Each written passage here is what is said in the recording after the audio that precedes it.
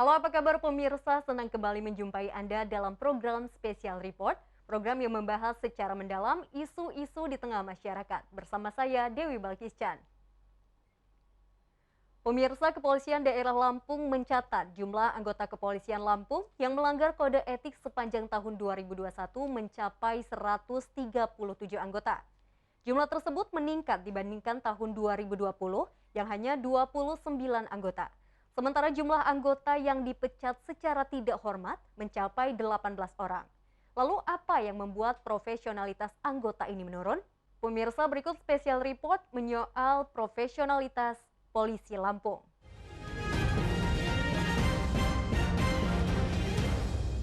Pemirsa, pelanggaran disiplin anggota Kepolisian Daerah Lampung masih saja terjadi.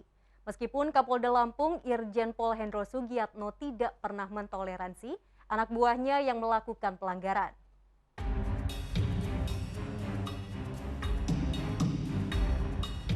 Pemirsa, kasus pelanggaran disiplin dan kode etik di lingkungan Kepolisian Daerah Lampung masih saja terjadi. Sepanjang tahun 2021 tercatat ada 18 orang anggota yang diberhentikan secara tidak hormat. Jumlah ini turun dibandingkan tahun 2020 yang mencapai 24 anggota. Meski jumlah tersebut turun, tentu dalam hal penegakan disiplin jumlah tersebut termaksud tinggi. Sementara dalam hal penegakan disiplin, jumlah anggota yang telah diproses sebanyak 310 anggota.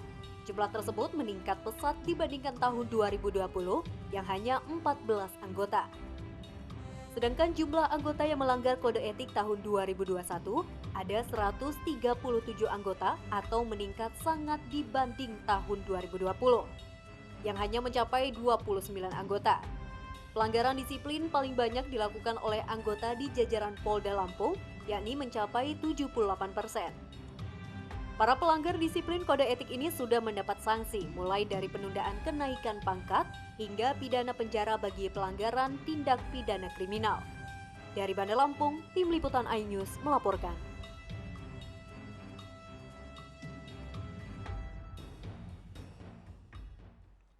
Baik pemirsa, kita akan membahas lebih dalam topik menyoal profesionalitas Polisi Lampung dengan narasumber yang telah hadir di studio, Kepala Bidang Humas Polda Lampung, Kombes Pol Zahwani Pandra Arsyad. Selamat pagi Bapak. Ya, selamat pagi, salam sehat selalu, salam presisi. Salam presisi. Bagaimana kabarnya Pak? Alhamdulillah sehat. Alhamdulillah sehat. Ya, Walaupun di tengah pandemi seperti ini, kita harus sehat selalu ya Pak ya? betul, harus kita jaga imunitas tubuh kita dan juga harus mengajak masyarakat harus mentaati protokol kesehatan. Betul sekali. Dengan menerapkan protokol 5M ya Pak ya? Betul, sekarang harus jadi 6M bukan 5M Oh, lagi. oke. Nah, yaitu adalah melaksanakan vaksinasi. Itu Oh, yang mesti jadi melaksanakan target. vaksinasi, Ya, kan luar ada biasa sekali. yang pertama adalah memakai masker, kemudian mencuci tangan, menjaga jarak, kemudian mengurangi mobilitas dan menjauhi kerumunan. Yang terakhir adalah yang keenam adalah melakukan vaksinasi. Oke. Vaksin adalah aman dan halal. Aman dan halal ya. Dan pada pagi hari ini luar biasa sekali ya Pak ya, temanya itu menyoal profesionalitas Polisi Lampung ya. Iya, Polda Lampung. Dan sempat viral beberapa hari yang lalu, beberapa waktu yang lalu itu soal sopir ekspedisi ditangkap tanpa sebab ya Pak ya. Itu menurut Bapak sendiri nih sebagai Kabid Humas Polda Lampung bagaimana nih Pak? Baik, jadi Kepolisian Negara Republik Indonesia ini sudah ada yang menjadi sumpah, ya adalah melalui Tribrata dan Catur Prasetya. Di dalam Tribrata dan Catur Prasetya itu sudah diatur sendiri apa yang menjadi pedoman hidup kita. Boleh dikatakan Tribrata itu adalah nafasku, kemudian Catur Prasetya adalah pedoman hidupku. Ya, karena di dalam catur itu adalah 4. Yang pertama adalah sebagai insan Bayangkara, kehormatan saya adalah berkorban demi masyarakat, bangsa, dan negara untuk satu, meniadakan segala bentuk gangguan keamanan. Oke. Yang kedua adalah menjaga keselamatan jiwa raga, harta benda, dan hak asasi manusia. Oke. Yang ketiga adalah menjamin kepastian berdasarkan hukum. Yang keempat adalah memelihara perasaan tentram dan damai. Nah, dikaitkan dengan tadi adanya kejadian yang dialami oleh pengemudi tadi, itu secara kasat mata kan sudah jelas.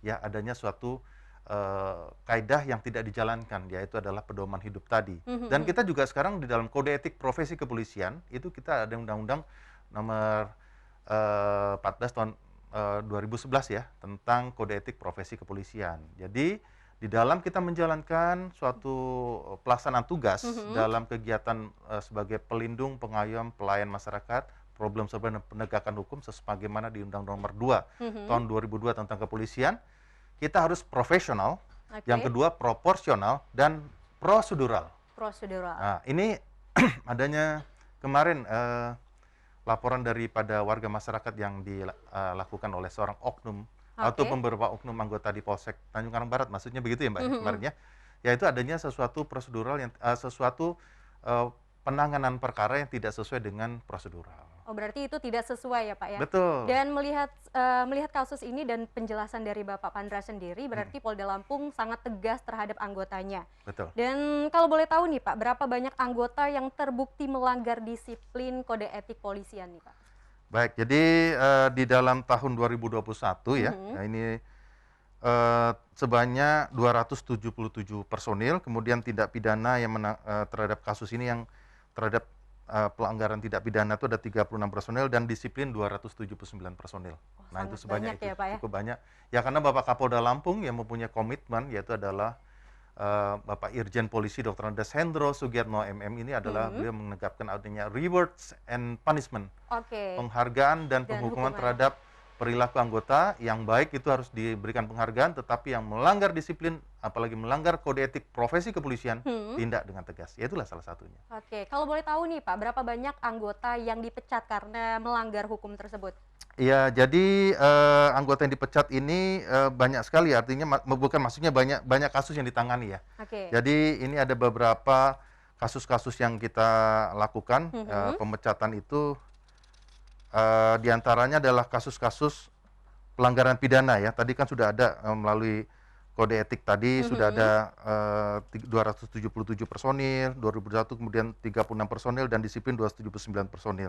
Jadi di dalam pemecatan itu pelanggaran itu tergantung dari ininya ya, karena ada kita sidang kode etik profesi kepolisian dan sidang disiplin. Jadi Mhm. memang eskalasinya apa namanya naik turun gitu. Oh, Tapi naik turun ya? ya artinya sesuai dengan perkembangan sebagaimana kita sampaikan tadi. Kalau dia pidana, yang jelas itu adalah pemberhentian tidak dengan hormat biasanya, Oke. atau PTDH atau pemecatan seperti tadi. Itu Umumnya pelanggaran yang terjadi di kepolisian itu seperti apa, Pak? Bisa dijelaskan ya, seperti misalnya narkoba atau yang lain? segala bentuk kejahatan itu Segala ada bentuk. ya, seperti adanya itu kan kejahatan juga, Mhm. umpamanya misalnya dia melakukan narkoba ya, kemudian segala bentuk yang ada di Kitab Undang Hukum Pidana ada sebagian Mhm. anggota yang sudah melakukan bukan hanya narkoba saja, terjadi pemerasan, kemudian Oke. juga melakukan tindak pidana pencurian, ada C3 yang disebut dengan pencurian kekerasan, pencurian pemberatan dan pencurian kendaraan bermotor. Oh, itu anggota Ya, melakukannya? iya, betul Oke. sekali. Ada beberapa kasus yang ditangani, seperti penanganan terhadap kasus Tanjung Bintang. Itu Oke. adalah seorang oknum ya, anggota Polresta Bandar Lampung ya, Mhm. yang melakukan pencurian dengan kekerasan terhadap Oke. pelaku supir truk. Ya, kemudian kita lakukan pemberian tidak dengan hormat. Kemudian ada beberapa kasus-kasus yang lain, termasuk yang barusan kita lakukan pemberian tidak dengan hormat langsung oleh Bapak Kapolda Lampung. Ya, waktu itu di anggota Polresta Mhm dilakukan mhm. pemberhentian tidak dengan hormat. Ada Oke. beberapa waktu yang lalu Iya, mungkin betul. sempat viral ya, Iya ya, yang viral sekali. tentang ada seorang mahasiswa ya baru memiliki kendaraan, kemudian didatangi oleh anggota yang mana dia berpura-pura sebagai bukan berpura-pura, maksudnya dia Mhm. sebagai anggota oknum tapi mengatakan bahwa itu salah satu satuan tugas narkoba, Mhm. dia melakukan ibaratnya penyekapan terhadap mahasiswa tersebut, terus kendaraannya dibawa dan korbannya dibuang di tengah jalan. Iya, betul sekali. Nah, Itu itu dia. sempat viral beberapa Ya, waktu yang lalu ya. ya? Dan Mhm. tegas langsung oleh Bapak Kapolda proses baik tindak kode etik profesi kepolisiannya dan Mhm. juga tindak pidananya. Dan udah Kalau melihat, seperti yang saya bacakan di intro tadi ya, Pak, ya, ya, jumlah tahun kode etik yang melanggar kode etik tahun 2021 ada 137 orang ya, Pak, ya. ya, Jumlah ini meningkat dibandingkan tahun 2020 ya, yang hanya 29 anggota. Apa sih, ya, Pak, yang sebenarnya membuat, meningkat drastis seperti itu? ya, baik. Jadi gini, dengan kebijakan Bapak Kapolri Jenderal Polisi Dr. Andes Listio Sigit Prabowo, MSI ini, beliau itu mencanangkan apa yang disebut dengan program presisi. Apa Presisi. itu presisi? Setiap anggota Polri itu mampu memprediksi setiap kejadian gangguan keamanan yang terjadi, kemudian bisa melakukan responsibilitas. Yang keduanya responsibilitas, yang terakhir adalah transparansi berkeadilan. Jadi kembali lagi, kalau kita melakukan penahanan, kemudian juga melakukan tindakan hukum melanggar HAM tetapi dilindungi oleh undang-undang, itu kepolisian. Kita diberikan tanda kewenangan. Di sisi dada di sebelah kiri itu ada kewenangan. Tetapi kita tidak boleh sewenang-wenang. Nah, itu yang namanya pelayanan Polri. Nah, tadi yang dikatakan Pak, bahwa tapi ini sepertinya semakin menarik ya pembahasan kita pada pagi hari ini. Ya. Sepertinya harus dijeda dulu ya, Pak ya. Baik kalau gitu. Siap. Baik pemirsa, dialog dengan Kabid Humas Polda Lampung masih akan kita lanjutkan. Namun sebelumnya kita ikuti dulu pesan-pesan yang mau lewat berikut ini.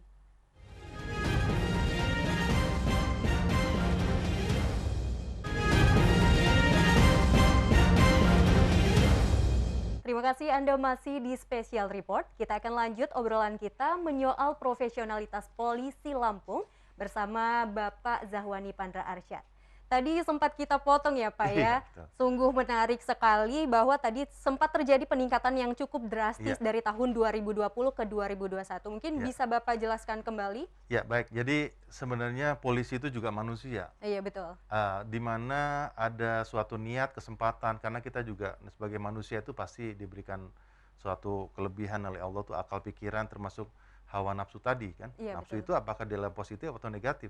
Nah, polisi juga manusia biasa.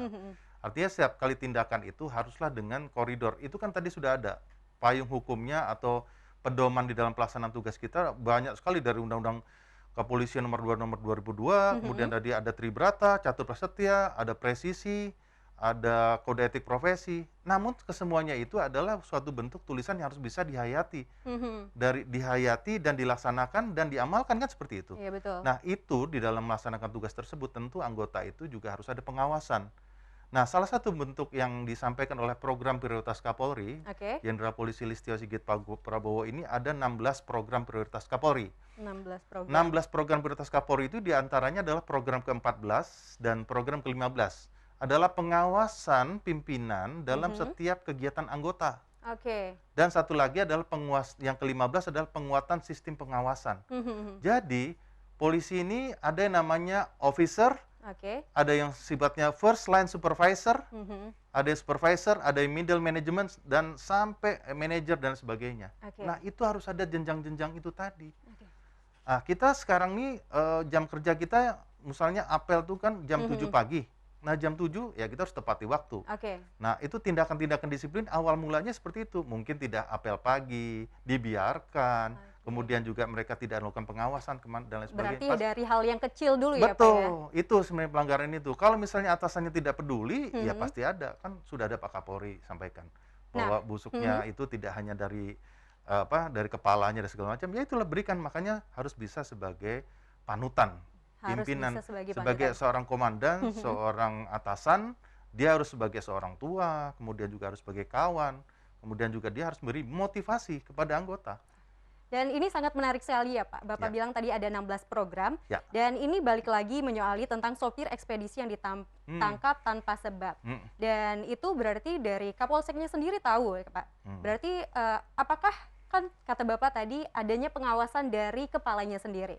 Lantas bagaimana ketika kepalanya sendiri tidak melakukan pengawasan dan terjadi seperti itu? Ya, baik. Jadi namanya internal affairs. Kalau namanya kalau di perusahaan swasta namanya internal affairs ya, melakukan audit investigasi terhadap segala bentuk kejadian ya, artinya suatu perilaku yang salah, baik itu disiplin dan disiplin maupun kode etik profesi. Nah, berkaitan dengan itu, ini adalah bidang profesi dan pengamanan Polda Lampung tentunya melakukan hal untuk mendalami hal tersebut. Apakah adanya unsur-unsur ini diketahui apa tidak? Nah, ini yang sedang didalami oleh Bitpropam Polda Lampung. Yang jelas, apabila ada pelanggaran prosedural akan dilakukan pemeriksaan dan ada sidang kode etik profesi nantinya, termasuk sidang disiplin. Nah, jadi intinya yang tadi terhadap oknum yang terjadi di Polsek Tanjung Karang Barat itu tentu tengah dilakukan atau sudah dilakukan oleh bidang profesi dan pengamanan atau Bitpropam Polda Lampung. Demikian Mbak Balkis. Kalau misalnya nih Pak, dengan adanya supir ekspedisi yang ditangkap itu karena ada laporan dari LBH sendiri ya Pak ya, yang seperti yang saya tahu. kalau misalnya tidak ada laporan dari LBH-nya sendiri, apakah dari atasannya tidak melakukan pengecekan terhadap di Kapolsek setempat, Pak? Ya, itu tadi kan lokasinya di Polsek Tanjung Karang Aha, Barat ya. okay.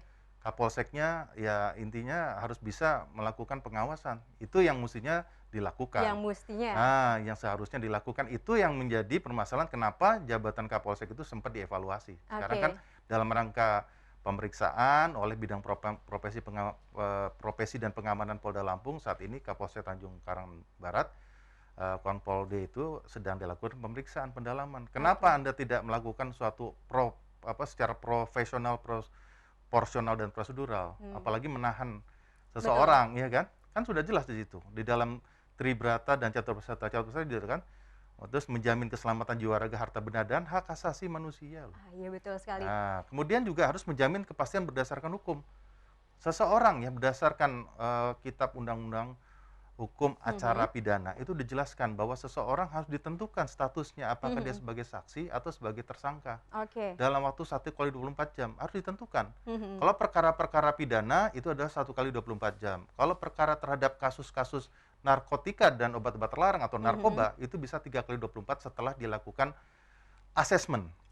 Kalau kasus terhadap terorisme 7x24 jam. Jadi sudah ada itu. Ada prosedurnya ya, Pak ya? Prosedur proporsional dan prosedural dan profesional. Oke, luar biasa sekali. Dan menindaklanjuti dengan kasus tersebut, apakah dari kepolisiannya sendiri itu mengaudit hanya khusus di Kapolsek Tanjung Karang Barat atau semua Kapolsek yang ada, Pak?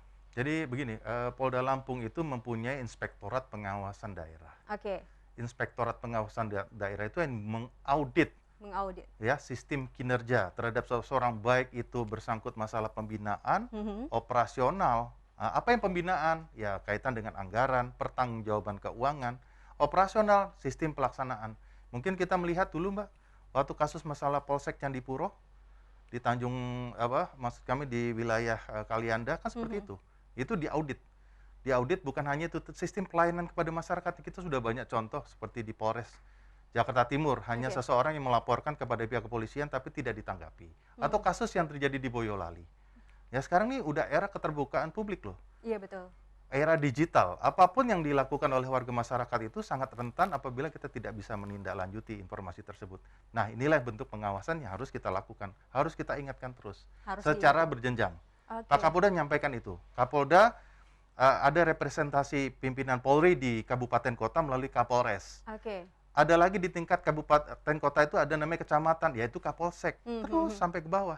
Berarti berproses ya Pak ya? Berproses, jadi memang harus pengawasan itu secara bertingkat, berjenjang, dan berkelanjutan. Itu kita sebut dengan sustainable. Sustainable, betul sekali.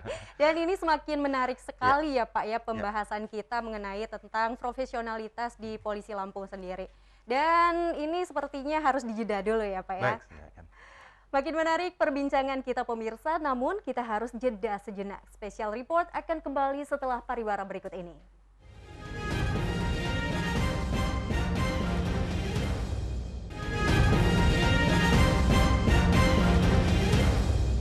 Pemirsa, terima kasih Anda masih menyaksikan Special Report yang membahas tentang menyoal profesionalitas Polisi Lampung. Sangat menarik sekali perbincangan kita ya Pak ya, ini dari awal sampai sekarang juga ini sangat menarik untuk dibahas gitu. Dan baik nih Pak, kembali lagi dengan soal yang viral beberapa waktu lalu itu tentang supir ekspedisi. Dan ini apakah ada warga sipil yang ikut diperiksa dalam kasus ini Pak? Jadi semua, namanya adalahnya laporan pengaduan ya, apalagi profesi Propam ini adalah profesi dan pengamanan. Itu akan diminta ke semua keterangan. Jadi semua saja yang unsur-unsur yang terlibat di dalam ada sebab dan akibat ya. Tentu kalau nggak ada kejadian ini kan nggak ada sebabnya juga, nggak ada mungkin kejadian ini tidak akan muncul. Semua diperiksa untuk dimintai keterangan, baik itu sipil maupun anggota Polri-nya sendiri. Ya tentunya ini adalah untuk kepentingan penyidikan sebagaimana diatur di dalam Undang-Undang Nomor 14 Tahun 2008 tentang keterbukaan informasi publik. Tentunya dalam hasil penyelidikan atau penyidikan ini adalah informasi yang dikecualikan. Informasi yang dikecualikan. Kalau boleh tahu nih Pak, penanganannya pada saat penahanan itu prosedurnya seperti apa? Ya itu saya katakan tadi, kan sudah diatur di KUHP ya, bahwa seseorang yang dimintai oleh keterangan guna ditentukan pasti dengan adanya laporan dan pengaduan. Dari laporan pengaduan itu Polri atau penyidik mengumpulkan bukti-bukti maupun saksi-saksi yang ada. Ada barang bukti ataupun alat bukti itu salah satunya adalah keterangan pelapor atau korban, keterangan tersangka, keterangan saksi, kemudian barang bukti, ya kemudian juga ya itu tadi saya katakan, sehingga seseorang itu dalam 1 kali 24 jam siapa yang menjadi tersangka, siapa yang menjadi saksi, ya itu harus bisa diputuskan dalam kegiatan proses penyelidikan sampai menjadi penyidikan. Iya, betul, Nah, betul. kembali lagi masalah kemarin salah satu pengemudi itu kan dilakukan suatu bukan penahanan tetapi kan mengamankan gitu. Tapi mengamankan itu kan harus jelas. Iya, betul. Harus Apakah ada ini prosedurnya. statusnya apa gitu? Statusnya apa? Kalau memang nanti ada kegiatan lebih lanjut, ya harus dibebaskan dia, mestinya seperti itu. Itu yang dinamakan menyalahi prosedural. Itu sih sebenarnya, Mbak. Dan saya sangat bangga ya Pak, kita semuanya bangga gitu kan dengan sikap tegas Kapolda terhadap anggotanya yang tidak melakukan pelanggaran. Yang melakukan pelanggaran, yang tidak melakukan pelanggaran, adanya punishment dan reward tadi ya Pak ya. Betul. Dan namun kan tindakan tegas saja tidak menyelesaikan persoalan ya Pak ya. Jika tidak dibarengi dengan pembinaan, bagaimana Bapak menanggapinya? Ya, baik. Jadi Bapak Kapolda Lampung, Inspektur Jenderal Polisi Dr. Andes Hendro Sugiatno ini beliau betul-betul sebagai seorang pimpinan di Polda Lampung itu memberikan kewenangan kepada kami ya, terutama para pejabat utama dan kepala satuan wilayah itu para Kapolres untuk dapat melakukan pembinaan. Ya, pembinaan itu adalah baik pembinaan secara pembinaan maupun operasional. Pembinaan itu kan bisa secara mental, ya kemudian intelektual, kemudian juga dari spiritualnya, ya itu tidak terlepas dari itu semua, termasuk bagaimana lingkungan. Makanya anggota-anggota di lapangan itu harus diberikan suatu kegiatan yang kegiatan yang positif. Betul, ya. Kalau boleh tahu kegiatannya seperti apa nih Pak? Ya baik, jadi kalau kami di Polda Lampung itu ada yang namanya kegiatan Bin Rohtal setiap hari Kamis. Bin Rohtal. Pembinaan rohani, kerohanian dan mental. Nah, baik itu agama yang Muslim, ya laksanakan di salah satu bagian tempat ibadah kami, kemudian juga untuk Nasrani juga mereka melakukan, kemudian nanti di agama selain daripada ini juga mereka diberikan kesempatan untuk agama-agama yang lain. Itulah setelah pembinaan rohani dan mental, dan juga ada yang namanya APP. APP itu adalah acara jam pimpinan artinya. APP itu memberikan arahan. Oh, dari pimpinan kepada anggotanya seperti itu? Ya, dari pimpinan kepada anggotanya. Jadi pada saat itulah kesempatan apel pagi itu diberikan suatu arahan, guidance-nya seperti apa.